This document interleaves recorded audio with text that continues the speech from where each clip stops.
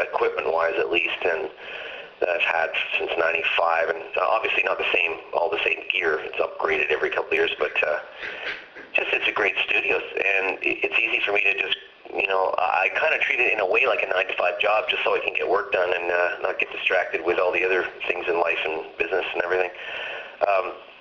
But it's easy to go down with a coffee and spend 8 hours and play with all this fancy gear and computer stuff and sounds and plugins and effect units and all these old tube things, compressors. There's just so much as an engineer, studio engineer, that you could get so distracted with all this equipment, and that's pretty much what happens to me. I spend about 60% of the time that I'm supposed to be writing and recording a record, fucking around with gear and stuff, so I waste a lot of time. So I just thought, well, how did I used to do it? Back in the 4-track cassette days.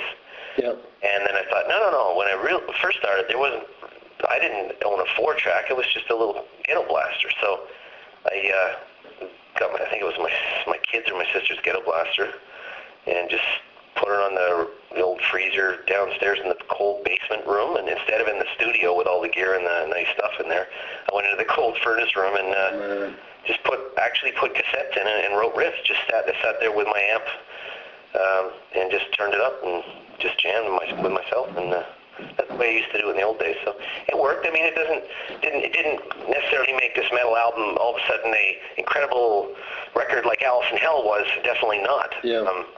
But it brought back that sort of simplicity where the riffs have to be pretty good, and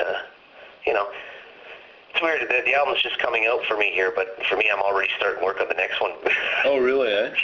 Not really, but a little bit here and there, because we still have some more touring we've been doing.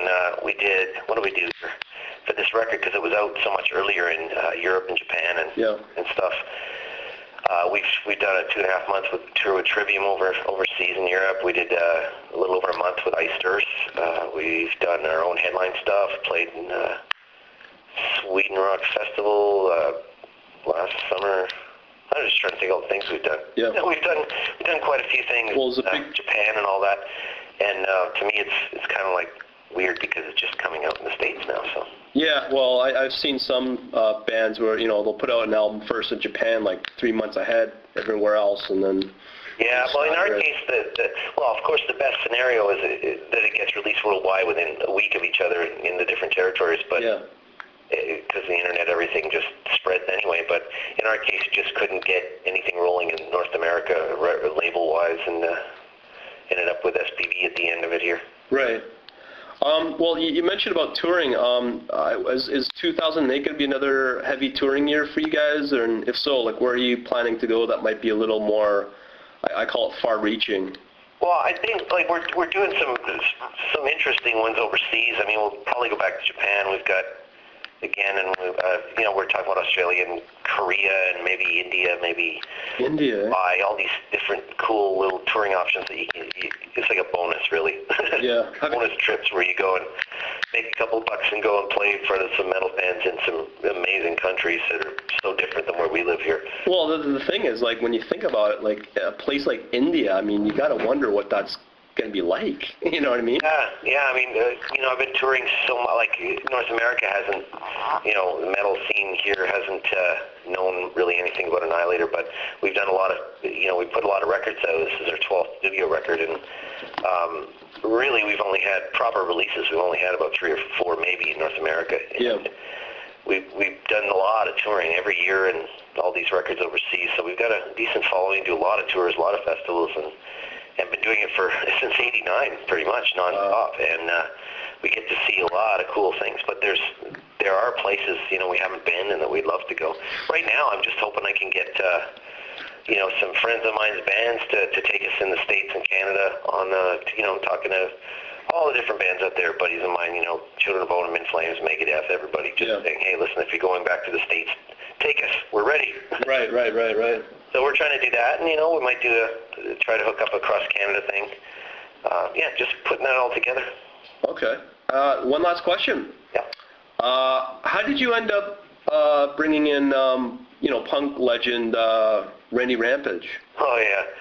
Wow, that's a while ago. You mean at the beginning? Yeah. Like a punk guy. '89, yeah. I guess I met Randy in '88. Yeah. Geez, that's a long time ago.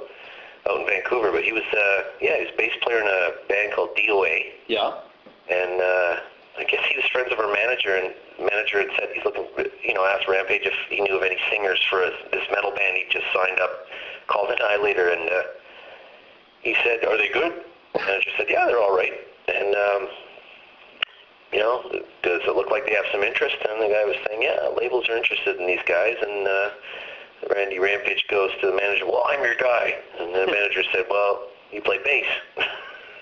"Yeah, I sing too." And that was it. He came down, and it was weird because I was into, metal, and, everybody from Halford and Dickinson over to the heavier side, like Tom Araya and these types of guys. Yeah. And so to have a guy like Rampage he doesn't have a singing voice. He's got a aggressive sort of punk meets metal yelling voice. Yeah. A raspy sort of punkish voice too, and it just fit perfectly for the stuff we did on the first record. And if it wasn't for his voice on the song Allison Hale, I don't think that song would have done as well as it did for us. Right. It kind of set the tone for us overseas in Europe, and it did very well in North America. I think I didn't realize a lot of people knew the first couple of Annihilator records here in North America, a lot of the bands here, but I guess it's kind of hard not to when you turn on a video or, the MTV or Much Music or whatever, and you hear this Allison Hale, this kind of high-pitched voice screaming away there, but it's kind of catchy. Never been able to match that kind of catchiness in any song, I don't think.